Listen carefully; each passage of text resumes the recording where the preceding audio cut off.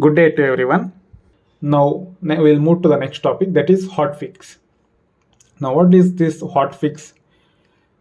In the production environment, when the client finds a critical defect or a bug which need to be fixed on immediate basis.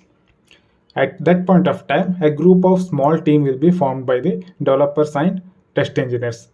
This team, they'll start debugging the defect and they'll fix the defect by providing the patch file in the production environment.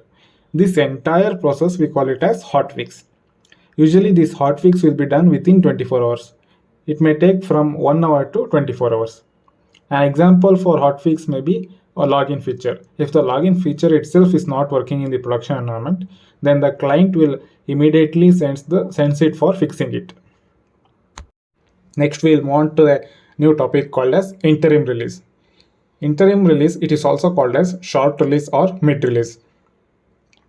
Between any two major releases, there is a short release of an enhancement which will happen. This type of release will come up when the customer needs a bunch of features on an urgent basis. Now let us consider an example. If a company is having 20 developers and 8 test engineers, out of 20 engineers, 2 developers will come out, and out of 8 test engineers, 1 will come out. They will form a team. They will develop and test the customer requirement features, and they will release the software to the UAT environment. And client will also do the one round of acceptance testing, and then it will be added to the production environment. This entire process is called as interim release or short release. Thank you for watching our video.